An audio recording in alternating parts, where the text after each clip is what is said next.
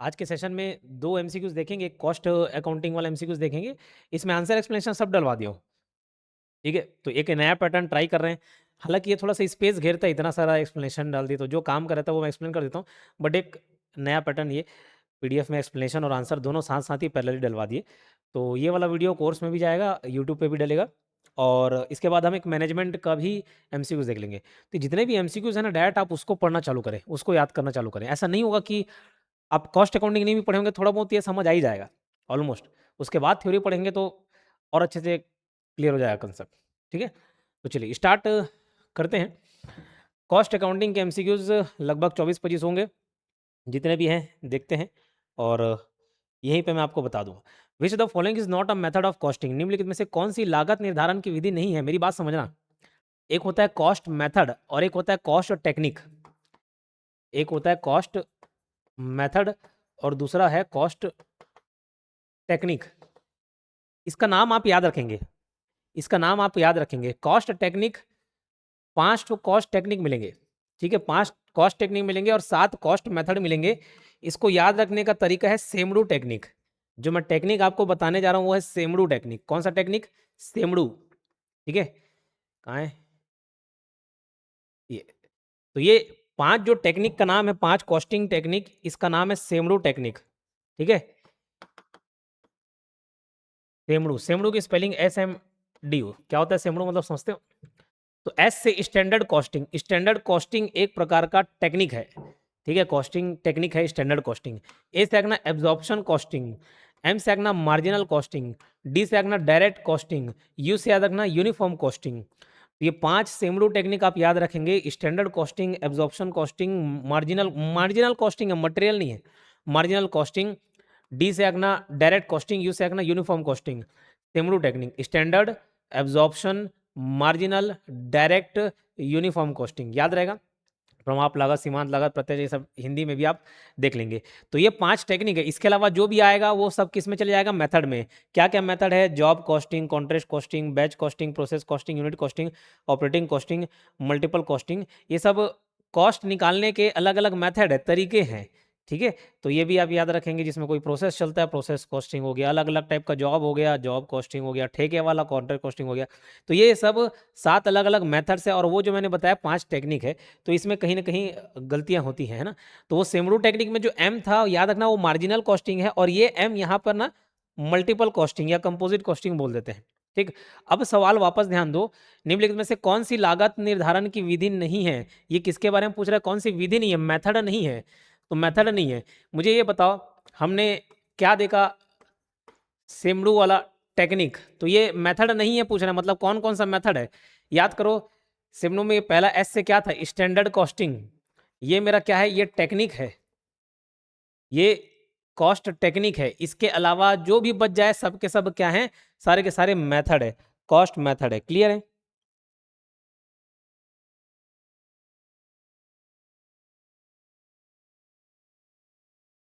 ठीक, चलो। अभी और आऊँगा टेस्ट के मार्क्स वाले पे, एक आध क्वेश्चन एक्सप्लेन करने के बाद मैं उस पर वापस ज़िक्र करूँगा, ठीक है? ये जो अभी यूट्यूब पे देख रहे होंगे और अभी तक कोर्स परचेज़ नहीं किया, अभी तक हमसे नहीं जुड़े हैं, ये अच्छा ऑफ़र है आपके पास, है ना? एक कोड यूज़ कर सकते हैं SPC40। 800 प्लस लोगों ने कूपन कोड अप्लाई कर लिया है, 1000 तक के लिए है, तो आप अप्लाई कर लें, चाहे टेस्ट सीरीज़ परचेज़ करना हो या कोर्स या दोनों, आप उसको यूज़ कर सकते हो, ठीक है? और एप्लीकेशन है योगेन साहू क्लासेस एप्लीकेशन, ये गूगल प्ले स्टोर पर जाएँगे, Yogen Sahu classes application, 100K plus downloads है, उसी के उपलक्ष्य में ये ऑफर भी मिला आपको, ठीक है? और टेलीग्राम तो अभी ब्लॉक है, तो इंस्टाग्राम में आप फॉलो कर लेंगे, ठीक है? इंस्टाग्राम को फॉलो कर लेंगे। और अगर कोई दिक्कत आ रही तो ये हेल्पलाइन नंबर है, कोर्स संबंधी अगर कोई दिक्कत आ रही परचेस करने में तो 8770123687 इस नंबर पर भी आप कॉन्टैक्ट कर लें। क्वेश्चन पर आते हैं, फिक्स्ड कॉस्ट पर यूनिट डिक्रीजेस बाई। देखो एक बहुत ही महत्वपूर्ण बात समझिएगा, फिक्स्ड कॉस्ट कभी चेंज नहीं होता, फिक्स्ड कॉस्ट चेंज नहीं होता। थोड़ा-सा कंसेप्ट समझना, मुझे मालूम है आपको सब आता है, लेकिन बात समझिएगा। मैं यहाँ कोचिंग चला रहा हूँ, ये जो बिल्डिंग है मैंने किसी से रेंट पे ली, 50,000 रुपये प्रति महीना। अब मैं यहाँ पढ़ाऊँ, नहीं पढ़ाऊँ, वो जो मेरा मकान मालिक है वो बोलेगा भाई तू 50,000 रुपये मेरे को दे देना। तो कितने क्लास लिए उससे मेरे को कोई लेना-देना नहीं। कितने दिन तुम्हारे ऑफ़िस वाले आए, काम किए, उससे मेरे को कोई लेना नहीं। मेरे को 50,000 रुपये महीने का दे देना। तो ये फिक्स्ड कॉस्ट है, ठीक है? लेकिन वेरिएबल कॉस्ट क्या? वेरिएबल कॉस्ट, भई मैं जितने देर तक टीचर को पढ़वाऊंगा, जितना दिन टीचर क्लास लेगा उतना उसको पैसा देना पड़ेंगे, जितना बिजली चलेगा वो जितना यूनिट कंज्यूम होगा उतना एक्स्ट्रा पैसा देना पड़ेगा। तो जो आउटपुट के हिसाब से चेंज होते रहे उसको वेरिएबल कॉस्ट बोलते हैं, स्थायी लागत और एक अस्थायी लागत, आपको मालूम हो गया, ठीक है। लेकिन ध्यान देना, जिस सेंटेंस को मैं बोल रहा हूं, मैं बोल रहा हूं फिक्स्ड कॉस्ट कभी चेंज नहीं होता, लेकिन फिक्स्ड कॉस्ट पर यूनिट चेंज हो जाता है। क्या बोल रहा हूं? फिक्स्ड कॉस्ट कभी चेंज नहीं होगा, फिक्स्ड कॉस्ट कभी चेंज नहीं होता, लेकिन फिक्स्ड कॉस्ट पर यूनिट चेंज हो जाता है, ठीक है, पर यूनिट। क्या है, अगर मैं कोई प्रोडक्शन कर रहा हूँ, समझिएगा बात को, मैं कोई प्रोडक्शन कर रहा हूँ तो मेरे को मान के चलिए मैं बहुत सारे मैंने मोबाइल मंगाए बनाए, है ना, तो मोबाइल भैया बनाने का जो वेरिएबल कॉस्ट है वो तो ठीक है, लेकिन कुछ फिक्स्ड कॉस्ट है उसका भी तो खर्चा मुझे निकालना है, तो उसको मैं पर यूनिट चार्ज करता हूँ। जितना ज़्यादा मेरा प्रोडक्शन बढ़ते जाएगा ना, उतना ज़्यादा फिक्स्ड कॉस्ट पर यूनिट कम होते जाएगा। बोले सर नहीं समझ आ रहा, एग्जाम्पल दे दो। जैसे मेरा फिक्स्ड कॉस्ट है बिल्डिंग रेंट 50,000 रुपये, कितना है 50,000 रुपये। अब अगर मैं मात्र 100 यूनिट उत्पादन करूं तो पर यूनिट के हिसाब से मेरा खर्चा कितना आएगा, 500 रुपये, 500 रुपये पर यूनिट मेरा क्या आ गया, फिक्स्ड कॉस्ट आ गया, ठीक है। तो फिक्स्ड कॉस्ट तो कभी चेंज नहीं होगा, 50,000 का 50,000 ही रह जाएगा, लेकिन फिक्स्ड कॉस्ट पर यूनिट चेंज हो सकता है।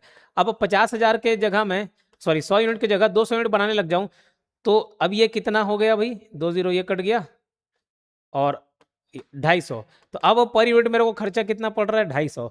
तो फिक्स्ड कॉस्ट पर यूनिट कब डिक्रीज होगा, कब 500 से 250 होगा, जब मेरा प्रोडक्शन 100 से 200 हो रहा है, यानी कि बढ़ रहा है, ठीक है, with increase in production unit, उत्पादन इकाइयों में वृद्धि के साथ। तो ये क्वेश्चन और कंसेप्ट दोनों बहुत अच्छा है।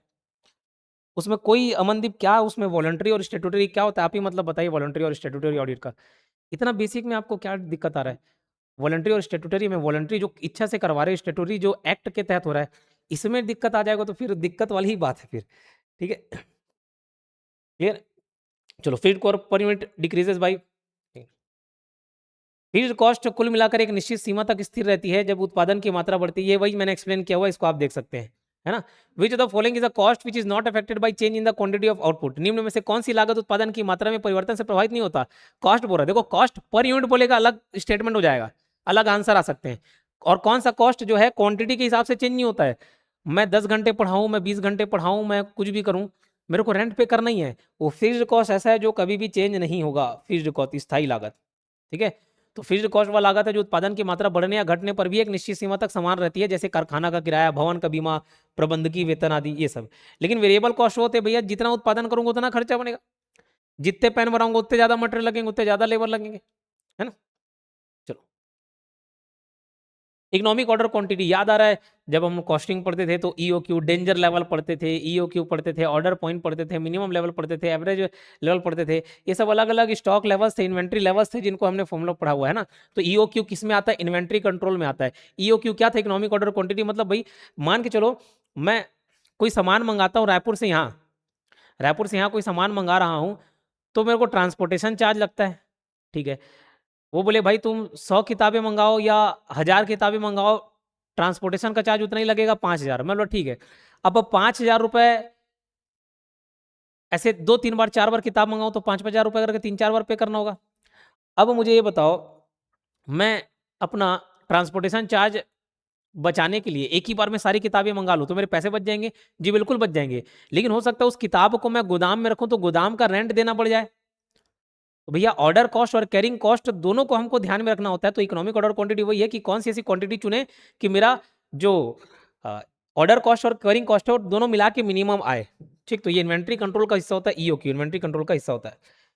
देखो ईओक्यू वह मात्रा है जहां पर ऑर्डरिंग कॉस्ट और कैरिंग कॉस्ट का कुल योग न्यूनतम होता है। इसका उद्देश्य यह निर्धारित करना है कि सामग्री कितनी मात्रा में मंगाई जाए ताकि भंडारण लागत यानी कि स्टोरेज कॉस्ट और आदेश लागत यानी कि ऑर्डरिंग कॉस्ट दोनों कम से कम रहे। दोनों मतलब दोनों मिला के, है ना, दोनों मिला के कम रहे।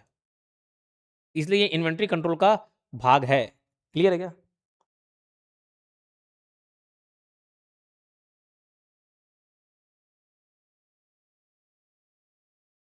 सिलेबस बड़ा रहे छोटा रहे करना है।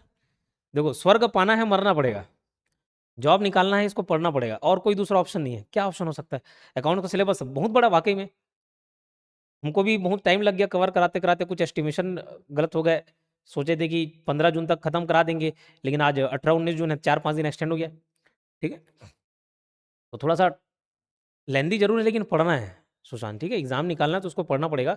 और मैं बता दूं, जो टेस्ट की बात कर रहे हैं कि मोराल डाउन हो जाता है मार्क्स दिलाने, अगर टॉप के लेवल की बात बताऊं, कल ही मैं चेक कर रहा था, कल ही रात में मैंने चेक किया हुआ है, जो फुल एंड टेस्ट 1 है जिसको मैंने ओपन करके रखा हुआ है, मतलब पेड स्टूडेंट भी दिला सकते हैं और ओपन कोई भी दिला सकता है, उसको फ्री रखा हुआ है।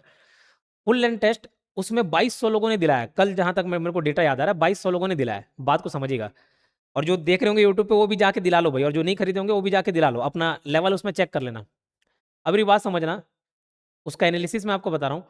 2200 वो लोग होंगे जो एकदम सीरियस होंगे, एकदम सीरियस होंगे, वो दिलाए होंगे, जिनमें थोड़ी हिम्मत आएगी कि नहीं नहीं भाई मेरे को वाकई में एग्जाम निकालना होगा, तो मैं मान के चल रहा हूँ 2200 वो लोग हैं जो सीरियस है। क्लियर है? अब उसमें मैं कल टॉप 69 देख रहा था, टॉप 69 वाले का कितना मार्क्स है, तो 53 कुछ मार्क्स बन रहा था 100 में 53, यानी कि जो टॉप 69 स्टूडेंट है वो भी 53 मार्क्स अभी लेके आ रहा है। क्लियर है? अब मान के चलो आपका अमनदीप जी का मार्क्स आ रहा है 30-40 मार्क्स, और वो घबरा रहे हैं, अरे सर मैं दिलाया था 30-40 मार्क्स बस आया। तो अमनदीप जी, जो हो सकता है आप अभी पढ़े नहीं होंगे, बिना पढ़े आप दिलाए होंगे, तब 30-40 आ रहा है। कोई बच्चा पहले से पढ़ लिया होगा, अब आप 10-15 दिन बाद उसको दिलाते, पढ़ के दिलाते, तो आप भी अच्छे स्कोर करते 60-70। तो थोड़ा सा उसको इवैल्यूएशन करना, उससे ना मोराल डाउन करना है ना एकदम ज्यादा ओवर कॉन्फिडेंट भी होना। अभी टॉप 69 का भी 53-54 तक आ रहा है, लेकिन हाँ हमको बढ़ाना है भैया, 80-85 तक रखना है। आप अगर टॉप 10 टॉप 20 में आ रहे हो तो उस लेवल के पेपर में आपको 80-85 प्लस स्कोर करना ही पड़ेगा। ठीक है, चलो। The basic difference between marginal costing and absorption costing is the treatment of, देखो मार्जिनल मतलब एक और, मार्जिनल का मतलब ही होता है एक और एक्स्ट्रा, एक और एक्स्ट्रा। ठीक है, तो मार्जिनल कॉस्ट में हम लोग फिक्स्ड कॉस्ट को अवॉइड करते हैं, मार्जिनल मतलब एक और एक्स्ट्रा, सिंपल। ये पूरा मार्जिनल कॉस्टिंग मतलब ये, उसको छोड़ो। मैं जैसे समझिएगा बात को, ये बिल्डिंग में एक क्लास चला रहा हूँ, बीच में 5 घंटे क्लास फ्री रहती है, मतलब सिस्टम फ्री रहता है, तो समझना मैं इसमें कॉमर्स की क्लास अलग से डाल देता हूँ, 11-12 की कॉमर्स की क्लास, तो मेरी मार्जिनल कॉस्टिंग क्या होगी पता है, जो कॉमर्स क्लास का सेटअप है ना बस वही लगेगा, ये जो फिक्स्ड कॉस्ट है ना, रेंट वगैरह ये सब नहीं लगेगा, ये सब नहीं लगने का है, ये बोर्ड का सेटअप ये सब नहीं लगेगा, तो जो फिक्स्ड कॉस्ट का जो खर्चा था ना वो बच जाएगा। ऐसे ही समझना मार्जिनल कॉस्ट क्या है, फिक्स्ड कॉस्ट को अवॉइड करता है, मार्जिनल मतलब एक्स्ट्रा, तो एक यूनिट और एक्स्ट्रा उत्पादन करने में मेरे को कितना खर्चा आ रहा है, तो उसमें फिक्स्ड कॉस्ट अपन अवॉइड कर देते हैं। एब्जॉर्प्शन में सब चीज कंसिडर करते हैं, वेरिएबल प्लस फिक्स। तो जो बेसिक डिफरेंस है मार्जिनल और एब्जॉर्प्शन कॉस्टिंग में, वो किसके वजह से आता है, फिक्स्ड कॉस्ट की वजह से आता है। तो मार्जिनल कॉस्टिंग में केवल वेरिएबल कॉस्ट को उत्पादन लागत में शामिल किया जाता है, तथा फिक्स्ड कॉस्ट को अवधि लागत माना जाता है, पीरियड कॉस्ट माना जाता है। एब्जॉर्प्शन कॉस्टिंग में फिक्स्ड मैन्युफैक्चरिंग ओवरहेड को भी उत्पादन लागत में शामिल किया जाता है। ठीक है, तो दोनों में मेन अंतर क्या है, फिक्स्ड कॉस्ट। छठवां क्वेश्चन देखो, द कॉस्ट अकाउंट मेंशन, लागत लेखे के अंतर्गत क्या चीजें शामिल होती हैं, तो लागत में भैया डायरेक्ट इनडायरेक्ट दोनों शामिल होते हैं, डायरेक्ट इनडायरेक्ट एक्सपेंडिचर दोनों शामिल होता है। कॉस्ट अकाउंटिंग जब मैं पढ़ाना स्टार्ट ही किया था तो 3 मैंने टर्म बताए थे, 3 अलग अलग प्रकार के एक्सपेंस बताए थे। ठीक है, क्या था, मटेरियल का था, लेबर का था, और अदर एक्सपेंसेस थे, है ना। फिर वो डायरेक्ट और इनडायरेक्ट था, डायरेक्ट वाले जितने भी है वो प्राइम कॉस्ट हैं, इनडायरेक्ट वाले जितने भी है वो ओवरहेड है। इस टाइप का याद आ रहा है। तो the cost account mention direct and indirect expenditure दोनों, प्रत्यक्ष एवं अप्रत्यक्ष व्यय दोनों को लगाता है। तो कॉस्ट अकाउंटिंग में लागत का वर्गीकरण मुख्य रूप से डायरेक्ट कॉस्ट तथा इनडायरेक्ट कॉस्ट के आधार पर किया जाता है। ठीक है, डायरेक्ट कॉस्ट में क्या क्या आ जाते हैं, डायरेक्ट मटेरियल आ जाएगा, डायरेक्ट लेबर आ जाएगा, डायरेक्ट एक्सपेंस आ जाएंगे, और इसी को ही प्राइम कॉस्ट बोला जाता है। और जितने भी इनडायरेक्ट वाले आइटम होते हैं सारे के सारे ओवरहेड कहलाते हैं। ठीक है, ओवरहेड कहलाते हैं। समझना बात को, जैसे देखो मैं, यही पेन मेरे को दिख रहा है, बार बार पेन पकड़ रहता हूँ, उसी का उदाहरण आता है। अच्छा चलो ठीक है, ये शर्ट हो गया, ये शर्ट अगर मैं बनवा रहा हूँ तो भैया शर्ट में ये कॉटन लगा होगा, वोलन, जो भी जिस भी मटेरियल का कपड़ा होगा, ये पता नहीं कौन सा मटेरियल का है। ठीक है, तो ये मटेरियल लगा होगा, इसमें कोई लेबर ने काम किया होगा हाँ कि ना, और कुछ एक्सपेंसेस लगे होंगे भैया, मशीन हुआ होगा, इसमें गोंद चिपका होंगे, ये सब डिजाइन बनाए होंगे, प्रिंटिंग की होंगे, तो और भी कुछ बहुत सारे एक्सपेंसेस हो गए होंगे। तो जो प्रत्यक्ष रूप से भैया दिखता है वो सब डायरेक्ट में आ जाता है, जो नहीं दिखता है वो अप्रत्यक्ष रूप से आ जाता है। तो मटेरियल लेबर तो समझिए आ गया, कुछ और एक्सपेंसेस भी हो गए। तो जितने डायरेक्ट डायरेक्ट वाले आइटम है वो प्राइम कॉस्ट के अंतर्गत आते हैं। जो भी इनडायरेक्ट है, इनडायरेक्ट मतलब क्या, इसमें ऊपर के कपड़ा, मोटा मोटी कपड़ा तो दिख रहा है, अंदर का सिलाई नहीं दिख रहा होगा आपको। ठीक, तो वो सब इनडायरेक्ट में आ जाएगा। इनडायरेक्ट, जैसे डायरेक्ट लेबर क्या हो गया, इस मजदूर को एक जन बकायदा बना रहा है वो अलग बात हो गई, लेकिन ऐसे एक सिक्योरिटी गार्ड जो 100 कपड़ों की सुरक्षा कर रहा है, ठीक है, वो सिक्योरिटी गार्ड का काम कर रहा है कि कहीं चोरी ना हो जाए, तो वो भी तो लेबर का है, एक्सपेंस है ना। तो डायरेक्ट और इनडायरेक्ट लेबर यही कॉस्ट अकाउंटिंग के अंतर्गत आता है। तो basic element of cost are तीन ही बेसिक एलिमेंट है, मटेरियल, लेबर और एक्सपेंसेस।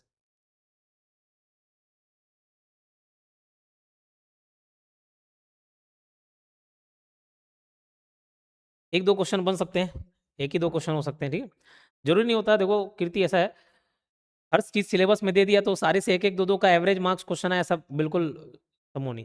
कुछ आगे पीछे हो सकते हैं, जरूरी नहीं कि इकोनॉमिक सर्वे दे, हो सकता है नहीं भी आए, हो सकता है 3-4 क्वेश्चन पूछ दे, ये वेटेज कम ज्यादा हो जाता है। ठीक है, तो ऐसे बच्चे भैया जो पहली बार व्यापम का एग्जाम दिला रहे होंगे ना, क्योंकि इसका सिलेबस बीकॉम वाला है करके बहुत सारे एक नए वर्ग के बच्चे इसमें जुड़े हैं, लेकिन जो पहले से व्यापम का दिला रहा होगा और जो सीरियस स्टूडेंट होगा, जो एनालिसिस करता होगा, उसको मालूम होगा कि जरूरी नहीं सब चीज सिलेबस के हिसाब से ही आ जाए, कुछ बाहर के भी आते हैं, कुछ पहले भी आ जाते हैं, है ना। लागत के 3 मूलभूत तत्व क्या होते हैं, तो भैया मटेरियल लेबर एक्सपेंस है, तो ऊपर पढ़ाई दिया, क्वेश्चन वही था। Which of the expense given below is not included in factory overhead, factory overhead में क्या क्या नहीं आता, फैक्ट्री से रिलेटेड कौन कौन सा खर्चा भी, स्टोर कीपिंग जी बिल्कुल, वो भंडार रख रखा हुआ है, वो आएगा ही आएगा, ठीक है। कैरीज ड्राइंग ऑफिस एक्सपेंस है, नक्शा विभाग का खर्चा ये भी आ जाएगा। हॉलिंग एक्सपेंस है, जो माल ढुलाई का खर्चा है वो भी आएगा। क्या नहीं आएगा, कैरीज आउटवर्ड मतलब डिलीवरी, माल बाहर लेके जा रहे हैं, मतलब सामान कहाँ तक पहुंचा रहे हैं, ग्राहक तक पहुंचा रहे हैं, तो हमारा सेलिंग एंड डिस्ट्रीब्यूशन एक्सपेंस हो जाएगा कैरीज आउटवर्ड, ठीक है। तो आंसर यही है।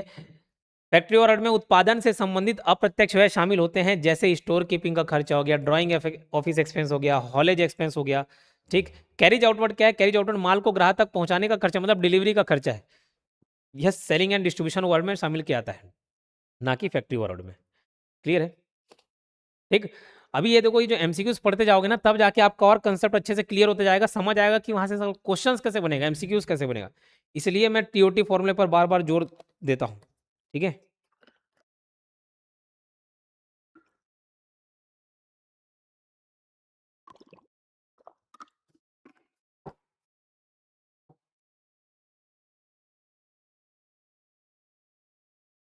A cost incurred in the past that cannot be changed by any future action is called, काल जो भूतकाल का ऐसा डिसीजन है जो भैया आप अब नहीं लौटा सकते, जो बीत गया वो संक कॉस्ट है, जो भी बीत गया वो संक कॉस्ट है। बोले सर क्या मतलब, नहीं समझ आ रहा है। अरे ऐसा खर्चा जो हो गया है वो रिकवर नहीं किया सकता, वो क्या हो गया, sunk cost. A cost incurred in the past that can not be change by any future action is called sunk cost, डूबी हुई लागत, ठीक है। जैसे मैं बता रहा हूँ, मैं बाहर ट्रैवल भी करता हूँ और कोशिश करता हूँ कि भैया जो छत्तीसगढ़ का जीके है उसको जीऊँ, मैं जो भूगोल है उसको जीऊँ और बताऊँ लोगों को, जो कला संस्कृति है। तो मेरी जो ट्रैवलिंग है वो नॉलेज पर्पस वाला भी होता है, 90% पूरा जीके को ही मैंने उसमें प्रत्यक्ष रूप से दिखा देता हूँ मैं। अब शुरू में लगा कि इसके लिए अच्छे क्वालिटी वाला कोई कैमरा लिया जाए, तो हम एक कैमरा लेके आ गए, 1 लाख रुपए का सोनी या कैनन का कोई कैमरा था, उसको लेके आ गए। अब मैं यूज़ करता नहीं हूँ, मैंने बुलाया अपने एडिटर को, बोले कौन सा कैमरा ले भाई अच्छा के लिए, तो बोले कि ठीक है जी सर ले लो। 20,000 रुपये को उसके लिए अलग से माइक भी मंगा दिए, 1 लाख 1.5 लाख रुपये उसमें खर्चा कर दिए। अब फिर बाद में उसको कैरी करना बहुत कंजट लगा, वो सारा उसमें रिकॉर्ड करो, फिर वो कैप्चर कार्ड रखो, वहाँ से निकालो डेटा, फिर एडिटिंग करो, बहुत तामझाम लगा। उससे बेहतरीन मेरे को क्या चीज़ लगा, उससे बेहतरीन चीज़ लगा मुझे कि भैया एक आईफोन ले लो। बोले आईफोन में क्या ज़बरदस्त क्वालिटी है। अब आईफोन का कुछ ABCD नहीं जान रहे ना, कोई यूज़ नहीं कर रहे हैं। आईफोन का बस काम यूज़ क्या हो रहा है, वो वीडियो रिकॉर्ड करने का, ठीक है। तो अब मेरे लिए वो कैमरा का कॉस्ट क्या हो गया, उसको कुछ रिकवर नहीं हो सकता, वो मेरे लिए संक कॉस्ट है, वो पछताऊं तो भी नहीं, वो पड़ा है सी, ठीक। तो संक कॉस्ट, डूबी हुई लागत। तो भूतकाल में की गई हुई लागत जिसके भविष्य में की किसी क्रिया द्वारा परिवर्तित नहीं की जा सकती, क्या कहलाती है, संक कॉस्ट। बोले सर बेच दो। संक कॉस्ट वाला लागत होती है जो पहले ही खर्च की जा चुकी होती है तथा भविष्य के किसी निर्णय से प्रभावित नहीं होती। उदाहरण के लिए किसी मशीन की खरीद पर किया गया खर्च, यदि मशीन खरीद ली गई है अब वो खर्च वापस नहीं लाया जा सकता, मतलब क्या है वो संक कॉस्ट। तो अब भैया अब नया कुछ डिसीजन लेना है तो पिछले बार को कितना रोना रोते रहोगे, नहीं हो सकता। अब मैं सोचू अरे नहीं यार, उससे जगह उसके जगह क्या ले लेना था, मेरे को ड्रोन ले लेना था, बोले drone camera. Conversion cost is the sum of, conversion cost मतलब क्या, समझ आ रहा है, शब्द से ही समझ आ रहा है। कन्वर्जन मतलब कन्वर्ट करना, एक रॉ मटेरियल को फिनिश्ड प्रोडक्ट में कन्वर्ट करना ही क्या है, कन्वर्जन कॉस्ट है। तो रॉ मटेरियल को फिनिश्ड प्रोडक्ट में कन्वर्ट करने का खर्चा कन्वर्जन कॉस्ट कहलाता है, रूपांतरण लागत कहलाता है। ये किसका योग है, तो ये है direct wages, direct expense and factory overhead, ये सब, ठीक है। कन्वर्जन कॉस्ट वो लागत है जो कच्चे माल को तैयार माल में परिवर्तित करने में लगती है, यानी कि रॉ मटेरियल को फिनिश प्रोडक्ट में कन्वर्ट करने में लगती है। तो कन्वर्जन कॉस्ट का फॉर्मूला क्या है, direct wage direct expense plus factory overhead, direct wages plus direct expenses plus factory overhead. बोले सर अच्छा ये मुझे बताना, डायरेक्ट मटेरियल क्यों शामिल नहीं, अच्छा चलो ठीक है, एक्सप्लेनेशन तो दे दिया, उसी को पढ़ के बता दोगे। हम कन्वर्जन कॉस्ट सब देख रहे हैं, डायरेक्ट वेजेस देख रहे हैं, डायरेक्ट एक्सपेंस देख रहे हैं। बोले सर एक तीसरा आइटम भी तो आता था, मटेरियल लेबर एक्सपेंस, 3 रहते थे, मटेरियल क्यों नहीं है। अरे मटेरियल को ही तो कन्वर्ट कर रहे हो, मटेरियल को ही तो कन्वर्ट करो तो उसको काहे खर्चा हो गया। अरे समझना, मैं कॉटन लेके आई, इसमें जो कॉटन लगा होगा मान के चलो ये 100 रुपए का है। कितने रुपए का है? 100 रुपए का है। अब टी शर्ट जो बन के रेडी हुआ वो 150 रुपए का हो गया। तो 100 रुपए जो रॉ मटेरियल था, माल था, उसको 150 रुपए में कन्वर्ट करने के लिए एक्स्ट्रा कितना खर्चा है? जो प्रोडक्ट बना है 50 रुपए का। नहीं तो आप तो पूरा 150 ले लोगे, मटेरियल जोड़ोगे तो पूरा 150 आ गया, फिर वो कन्वर्जन कॉस्ट कहाँ से आया? समझ रही बात? इसलिए मटेरियल को नहीं शामिल करते ना, तो ये बात को याद रखना इंपॉर्टेंट है, ध्यान रखना आप। The difference between economic cost and accounting cost of a firm is, accounting cost, economic cost. देखो दो टाइप के कॉस्ट हैं, एक्सप्लिसिट और इम्प्लिसिट। एक्सप्लिसिट मतलब स्पष्ट है, जो चीजें क्लियर हैं, दिख रही हैं।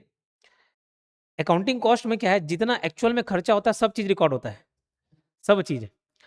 हम यहाँ हैं, बिल्डिंग, ये दरअसल मैं बता दूं, ये मेरा घर है। मैं उदाहरण के लिए आपको बता देता हूँ कि ये बिल्डिंग में रेंट में लिया हूँ, तो ये रेंट दे रहा हूँ, ये मेरा घर है। घर है मतलब सबसे नीचे मेरा घर है, फिर ऊपर मेरी ऑफिस है, और ये क्लासरूम है, स्टूडियो सेटअप है जहाँ ऑफलाइन क्लासेस चलती है और मैं रिकॉर्ड करता हूँ। ठीक है। अब सोचना, अब मैं जब अकाउंट्स बनाऊंगा तो मैं ये रेंट के खर्चे नहीं लिखता कि 40-50 हज़ार रुपये रेंट देने पड़ रहा हो, सब नहीं लिखता मैं। क्यों? मेरे को देना ही नहीं पड़ रहा है। लेकिन ये तो अकाउंटिंग हो गया, एक्चुअल में जो खर्चे दिख रहे हैं नहीं है वो सब चीज़ शामिल हो गया, ओके। लेकिन जब इकोनॉमिक की हम बात करते हैं तो इकोनॉमिक्स में आपको मैं एक टर्म बताऊंगा, अपॉर्चुनिटी कॉस्ट, अवसर लागत। उसको हम कंसीडर करते हैं। क्यों?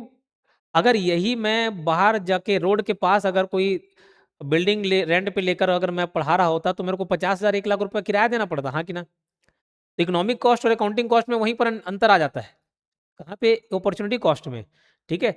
तो किसी फर्म की आर्थिक लागत तथा लेखांकन लागत के बीच का अंतर किसके कारण होता है? Opportunity cost of factors owned by the firm. ठीक है, फर्म के स्वामित्व वाले साधनों की अवसर लागत के जैसे। तो अकाउंटिंग कॉस्ट में केवल वास्तविक खर्चों को शामिल किया जाता है, एक्सप्लिसिट, स्पष्ट, जो दिख रहा है। अरे योगेश साहू पढ़ा रहे हैं, योगेश साहू का चलो ठीक है खर्चा है, लेकिन योगेश साहू अगर जॉब कर रहा होता तो भैया उसको कुछ ना कुछ सैलरी तो मिलती होती, 50,000 लाख रुपए सैलरी तो मिल रही होती। तो अगर मैं पढ़ा रहा हूँ तो भैया मैं वो लूज कर रहा हूँ अपॉर्चुनिटी कॉस्ट, तो मैं उस खर्चे को भी इधर डाल दूंगा। ठीक है, चलो। Drawing office salaries are recorded in, drawing office salary यानी कि नक्शा विभाग, ड्राइंग ऑफिस सैलरी के वेतन किस में दर्ज किए जाते हैं? तो भैया ये किसका? As a part of work overhead, factory work है ना, फैक्ट्री ओवरहेड या work overhead, as a part of work overhead. तो ड्राइंग ऑफिस उत्पादन प्रक्रिया को तकनीकी सहायता प्रदान करता है, इसके वेतन एवं अन्य खर्चा उत्पादन विभाग से संबंधित होते हैं। इस कारण ड्राइंग ऑफिस सैलरीज को फैक्ट्री या वर्क ओवरहेड में शामिल किया जाता है, ना कि प्रशासनिक या विक्रय उपरिव्यय में। क्लियर है? चलो। Identify the method of costing to be applied in case of nursing home. देखो अलग अलग मेथड है, टेक्निक्स हैं। ठीक है, 5 प्रकार के टेक्निक मैंने बताया। सेमड़ू टेक्निक याद आ रहा है? सेमड़ू टेक्निक, सेमड़ू। तो सेमड़ू में वाई से यूनिफॉर्म था, ठीक है, ए से एब्जॉर्प्शन था, मार्जिनल था, और एस से स्टैंडर्ड था। तो ये सब टेक्निक हो गए, और इसके अलावा जो बच गए क्या थे? वो सारे मेथड थे, 7 प्रकार के मेथड थे, आपको याद रख लेना नाम, है ना। तो सब में कॉस्टिंग का मेथड अलग अलग होता है, अलग अलग नेचर ऑफ बिजनेस, बिजनेस के नेचर के हिसाब से अलग अलग कॉस्टिंग का मेथड होता है ना। अब नर्सिंग होम में कैसा टाइप का कॉस्टिंग मेथड यूज हो सकता है बेस्ट? तो यहाँ पे हो सकता है ऑपरेटिंग कॉस्ट, प्रोसेस कॉस्ट। कहाँ? जहाँ पे भैया किसी चीज लगातार, जहाँ काम हो रहा है, जहाँ काम क्या हो रहा है? लगातार हो रहा है। ठीक है, काम कैसे हो रहा है? लगातार हो रहा है, तो वहाँ प्रोसेसिंग कॉस्ट। कॉन्ट्रैक्ट कॉस्ट, भैया ठेके में अपन दे काम करवा रहे हैं, ठेका लागत पद्धति, कॉन्ट्रैक्ट कॉस्ट। बैच कॉस्ट, ये सब कुछ नहीं लागत नहीं होगा। ऑपरेटिंग कॉस्ट, परिचालन लागत, नर्सिंग होम। ठीक है, तो option A is the right answer. Explanation देख लेते हैं। ऑपरेटिंग कॉस्टिंग का उपयोग सेवा प्रदान करने वाले संस्थान जैसे hospital, nursing home, transport, hotel, ये सब में लगता है। फिक्स्ड कॉस्ट क्या है तो समझना, इसके बारे में नेचर दे दिया। फिक्स्ड कॉस्ट, वेरिएबल कॉस्ट तो हम सब जान रहे हैं, लेकिन एक्चुअली में नेचर पूछ रहा है। Which changes in total in proportion to changes in output. Total में तो चेंज नहीं होता, फिक्स्ड कॉस्ट टोटल पर यूनिट भले चेंज हो जाएगा, कम ज्यादा होगा, टोटल में कभी चेंज नहीं होता। Which is partly fixed and partly variable, ये तो सेमी वेरिएबल एक्सपेंस हो जाता है। Which does not change in total during a given period despite change in output. जी बिल्कुल, ये आंसर सही है। जो टोटल में कभी चेंज नहीं होता, भले आउटपुट कितना भी कम ज्यादा हो जाए। बिल्डिंग रेंट उदाहरण है। ठीक है, the opportunity cost is a term which describe the loss of benefit from the next best alternative foregone. संसाधन के दूसरे सर्वोत्तम उपयोग से होने वाले प्रतिफल की हानि। मेरे पास एक खेत है, या तो मैं उसमें गेहूं उगा सकता हूं या गन्ना उगा सकता हूं। अगर मैं गेहूं उगाया तो मैं गन्ना नहीं उगा पाऊंगा, तो गेहूं उगाने का अपॉर्चुनिटी कॉस्ट क्या है? गन्ना उगाना। अगर मैं टीचिंग कर रहा हूँ, पढ़ा रहा हूँ, तो भाई मेरा पढ़ाने का अपॉर्चुनिटी कॉस्ट क्या है? मेरा गवर्नमेंट जॉब छोड़ना, मेरी सैलरी छूटनी। ठीक है, क्लियर है क्या? कभी आपके करियर बनाने का अपॉर्चुनिटी कॉस्ट क्या है पता है? इस बात को याद रखना, आपके करियर बनाने का अपॉर्चुनिटी कॉस्ट क्या है? आप बहुत सारे रिलेशन छूट जाएंगे आपसे, दोस्त दूर हो जाएंगे, रिलेटिव्स दूर हो जाएंगे, बहुत चीज छूट जाती। ठीक, जीवन में बता रहा हूँ कभी कभार ना इतना सेक्रीफाइस करना हो जाता है, तकलीफ होता है। क्यों, मैं खुद लाइफ में जैसे जैसे आगे बढ़ते गए बहुत चीज खोते भी गए, कुछ बड़ा पाना है खोते फिर, लेकिन एक समय बाद आदत सी हो जाती है। एक समय जो आपके स्ट्रगल में साथ नहीं है वो छूट जाए वही बेहतर है, जो स्ट्रगल में साथ नहीं है वो छूट जाए वही बेहतर है। ठीक है, तो चलिए बहुत कुछ आपको सेक्रीफाइस करना पड़ेगा, अपॉर्चुनिटी कॉस्ट ध्यान दिया करो। ये देखो अपॉर्चुनिटी कॉस्ट वाला आप है जिसका त्याग किसी एक विकल्प को चुनने पर करना पड़ता है। उदाहरण, यदि 1 लाख रुपए बैंक में निवेश करने के बजाय व्यवसाय में लगाया जाए तो बैंक ब्याज का त्याग अपॉर्चुनिटी कॉस्ट कहलाएगा। समझ आ रही बात? ठीक है, चलो। Which of this is not an objective of cost accounting? Cost accounting का कॉस्ट निकालना है तो काम होगा ही। सेलिंग प्राइस भी जी बिल्कुल, कॉस्ट निकाल लोगे तो सेलिंग प्राइस, प्रॉफिट जोड़ के सेलिंग प्राइस आप बता पाओगे। Cost control and cost reduction, जिसका भी भैया हिसाब किताब कर रहे हो उसमें आप कंट्रोल कर सकते हो, कॉस्ट कमिंग कर सकते हो। शेयर होल्डर को एग्जिस्ट करना, ऐसा कोई भी प्रावधान नहीं है। ठीक है,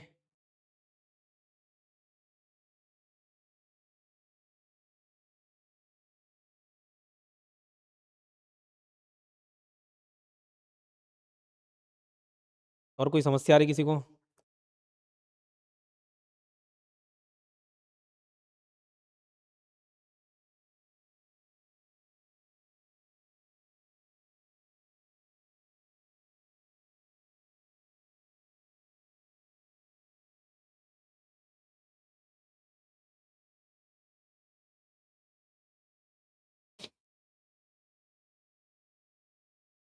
ये बिल्कुल खुश रहे, कुछ आगे पीछे सपाट नहीं होगा। ऐसा लगता है कितने बार बोल चुका हूँ कि अपने दिमाग पे विश्वास किया करो।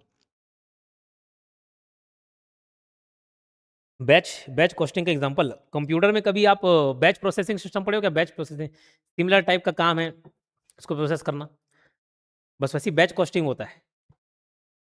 आइडेंटिकल प्रोडक्ट,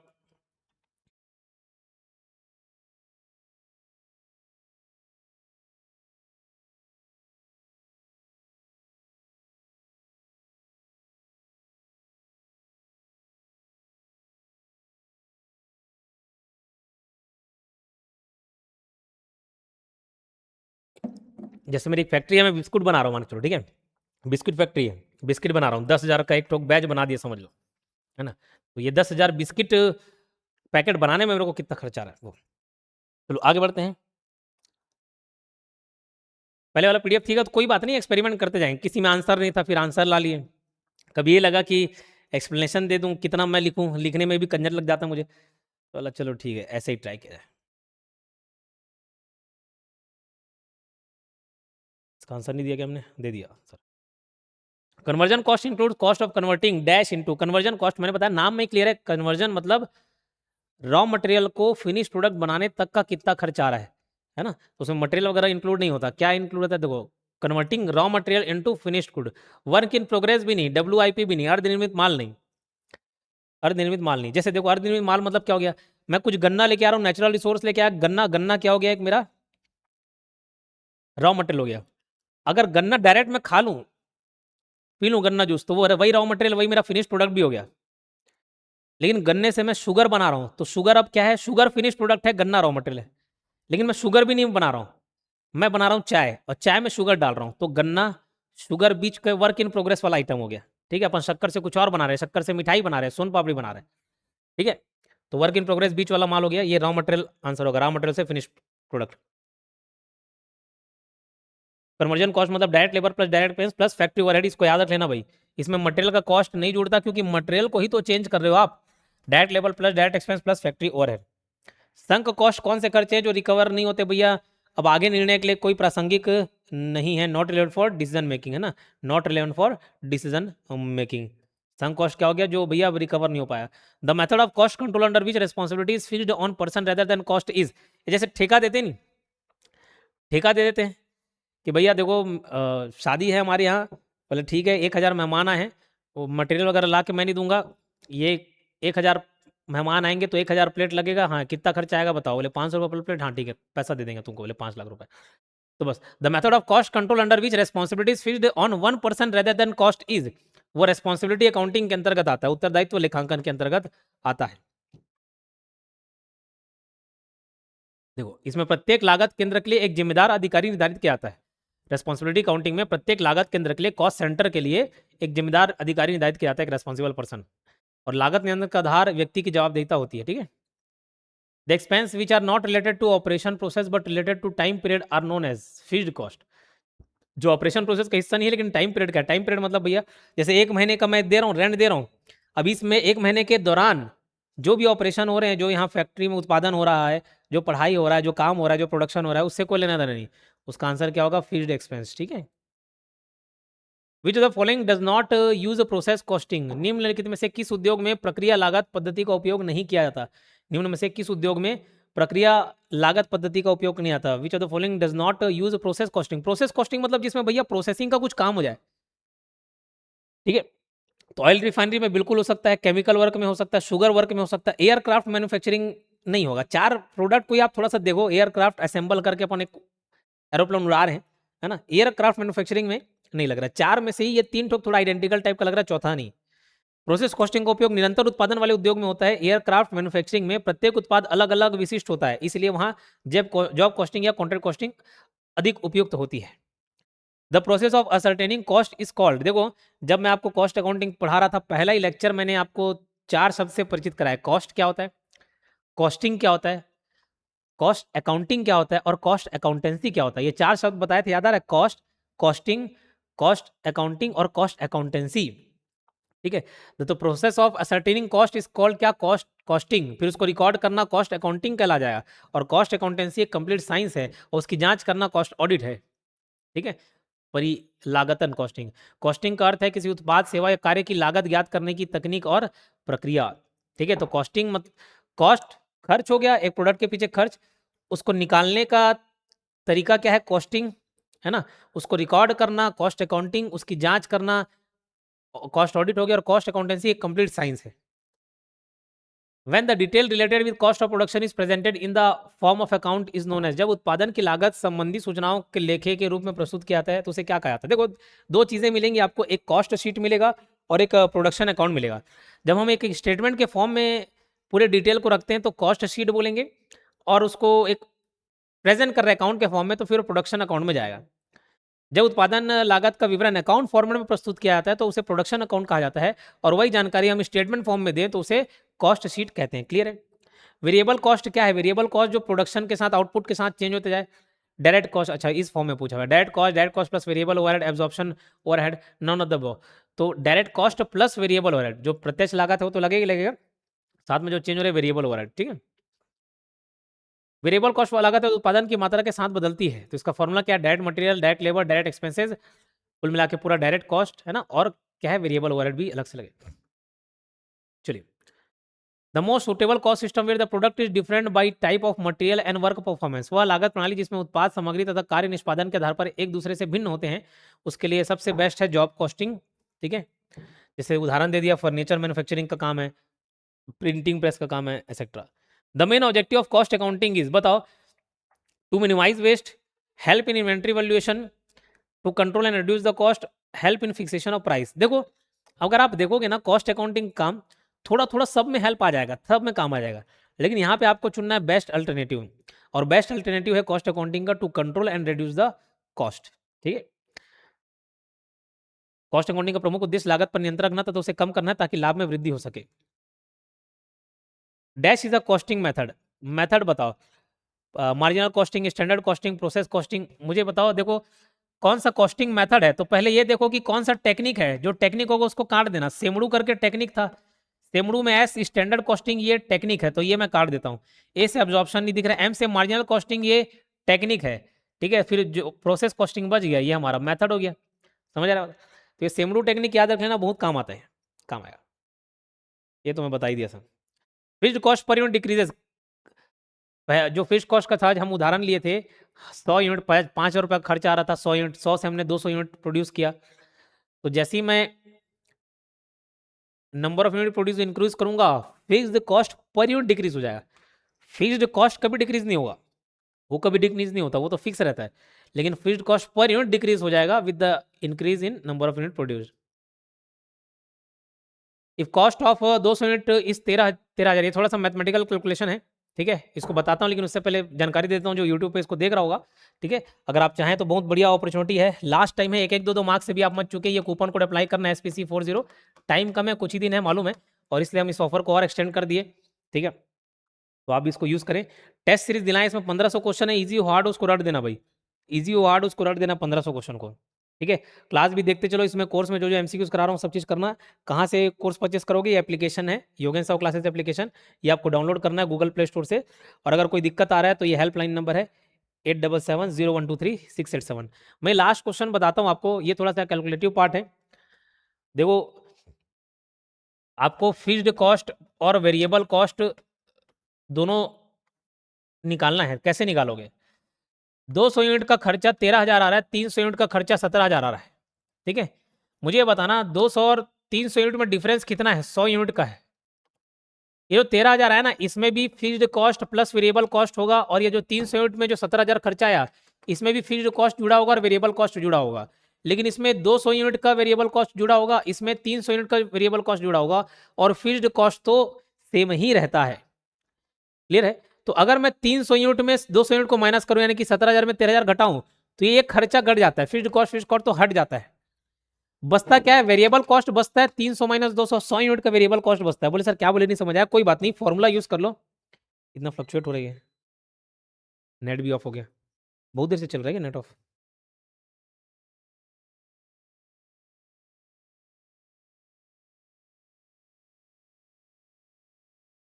एसी बंद करो, लाइट ऑफ करो।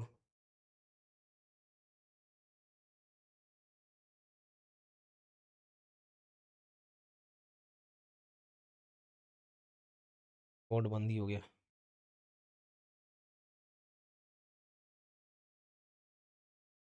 कुछ उड़ा क्या।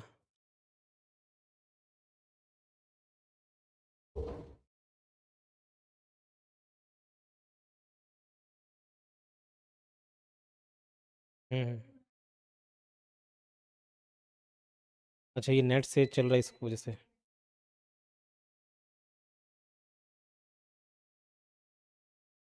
इसको इसको चलने देना।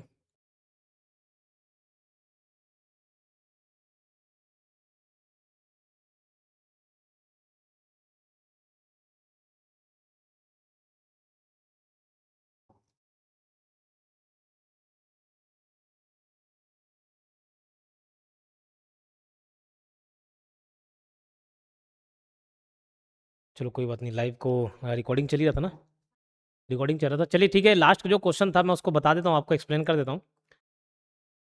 200 यूनिट का खर्चा था 12,000, 300 यूनिट का खर्चा था 17,000, जहाँ तक मुझे ध्यान है, ठीक है। हम्म, नहीं 13,000 या 17,000, एक मिनट को, 13,000 ठीक है, 200 यूनिट का, आवाज़ तो आ रहा है ना, नहीं इसमें तो पता ही नहीं चल रहा अभी, ये लाइव,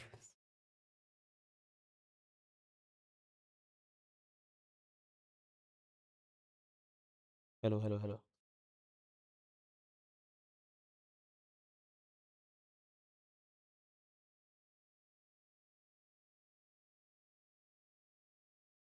ये किसका मोबाइल है, नेट से चलता है ना,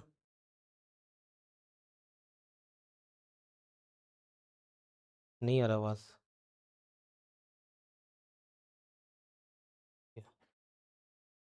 देखो आवाज़ वगैरह कभी,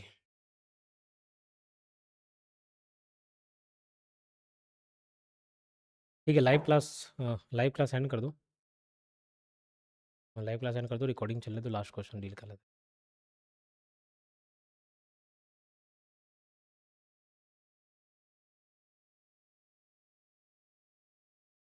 आगे बट नहीं चलेगा, बोर्ड नहीं चलेगा,